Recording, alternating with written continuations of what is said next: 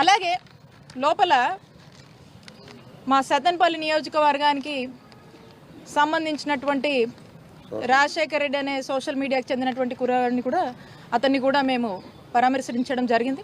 అతను కూడా ఇదే బాధ చెప్తా ఉన్నాడు.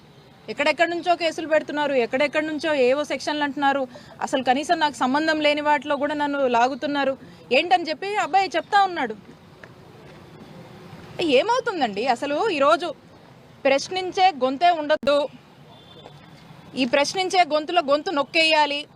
వైఎస్ఆర్ కాంగ్రెస్ పార్టీలోని సోషల్ మీడియా చాలా యాక్టివ్గా ఉంటుంది.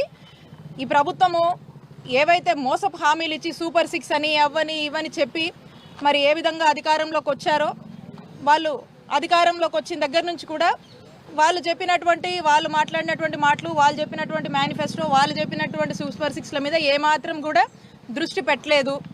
పైగా వాళ్ళు పెద్దగా చేసేటువంటి నమ్మకం కూడా ప్రజలకు కలగట్లేదు. ప్రజలకు కూడా ఒక ఆలోచనకు వచ్చారు, ఇవన్నీ కూడా ఈ అయ్యేవి కాదు, అనవసరంగా మోసపోయామనేటువంటి ఆలోచన ఆల్రెడీ ప్రజలకు వచ్చేసింది. ఏంటా అని ప్రశ్నిస్తే ఈ సోషల్ మీడియా వాళ్ళందరినీ కూడా ఈ విధంగా ఇబ్బందులు పెట్టి, ఈ విధమైనటువంటి హరాస్మెంట్ గురి చేసి, ఈ విధంగా జైలు పాలు చేసి మానసికంగా వాళ్ళని దెబ్బతీయడం, వాళ్ళ కుటుంబ సభ్యులు దెబ్బతీయడం. కానీ ఒకటే చెప్తా ఉన్నాను, ఇవన్నీ కూడా ప్రజలు గమనిస్తూ ఉన్నారు. మీరు ఒక కొత్త సాంప్రదాయాన్ని, ఒక చెడు సాంప్రదాయాన్ని ఏదైతే ఒక దానికి దారితీస్తూ ఉన్నారో ఇది కూడా కరెక్ట్ కాదు. ప్రజలు అన్నీ గమనిస్తున్నారు. కానీ ఎవ్వరూ కూడా మీరేదో పెట్టారని భయపడి, అధైర్యపడి ఏదో అని మీరు అనుకుంటే మాత్రం తప్పే. ఎవ్వరూ కూడా భయపడే పరిస్థితిలో లేరు. ధైర్యంగా ఎదుర్కొంటాం. మా నాయకుడు జగనన్న మాకు అండగా ఉన్నాడు. అందరూ ధైర్యంగా ఉండండి, ధైర్యంగా ఎదుర్కొందాము. మళ్ళా మనకు మంచి రోజులు వస్తాయి. ఈ అన్నీ కూడా భయపడే రకాలం కాదు. మేము ఇంకా ధైర్యంగా నిలబడతాం, ఇంకా కలిసికట్టుగా పోరాడతామని తెలియజేసుకుంటున్నాను. మేడం, రాష్ట్రంలో ఎక్కడో చోట రోజుకి మహిళల పైన దాడులు జరుగుతున్నాయి, అత్యాచారాలు జరుగుతున్నాయి. ఈరోజు కూడా వైజాగ్లో లాస్ట్ స్టూడెంట్ పైన జరిగినటువంటి అసలు ఈ రాష్ట్రంలో లా అండ్ ఆర్డర్ ఎక్కడుందండి? మహిళలకు రక్షణే లేదు. మహిళలకు రక్షణ ఉందనుకుంటున్నారా? కుటుంబ ప్రభుత్వం ఏర్పడ్డాక మహిళలకు రక్షణ లేదు.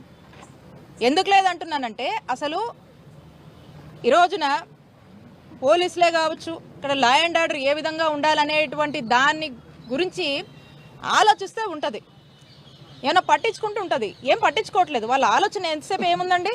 ఎంతసేపు YSR Congress party social media, state వ్యాప్తంగా వైఎస్ఆర్ కాంగ్రెస్ పార్టీ సోషల్ మీడియాలో ఏమవుతుంది, ఎవరేం పోస్ట్ పెట్టారు, ఎవరిని ఇళ్లలోంచి తెచ్చి తీసుకురావాలి, ఆడకేసి పెట్టాలి, జైల్లో వేయాలి, ఎవరు ఎక్కడ దొరుకుతారు, ఎవరు ఈరోజు పోస్ట్ పెట్టారు, ఎవరు 5 ఏళ్ల కింద పోస్ట్ పెట్టారు, ఎవరిని ఎప్పుడు తీసుకురావాలనే దాని మీద. అంటే మొత్తం కూడా మనం చూసినట్టయితే ఉమెన్ సేఫ్టీ లేదు, ఏం లేదు, లా అండ్ ఆర్డర్ లేదు, ఏం లేదు.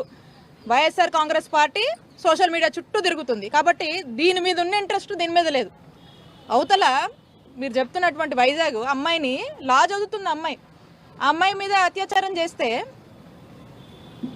ఏం పట్టించుకుంటున్నారండి? మనం చూసినట్టయితే కూటమి ప్రభుత్వం ఏర్పడ్డాక ఈ 6 నెలల్లో చూస్తే సగటున రోజుకి ఎక్కడో అక్కడ ఏదో ఒకటి, కొన్ని అఫీషియల్గా వస్తున్నాయి, కొన్ని రావట్లేదు. కొన్ని అయితే అసలు ఆ డెడ్ బాడీస్ కూడా ఎక్కడ ఉంటున్నాయో కూడా మనకు తెలియట్లేదు. ఇలాంటి పరిస్థితులు ఉన్నాయి రాష్ట్రంలో. కానీ ఇవేవి పట్టవు.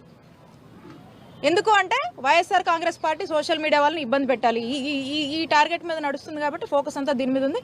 కాబట్టి మహిళలకు ఈ రాష్ట్రంలో రక్షణే లేదు అనేది మనకు స్పష్టమవుతా ఉంది.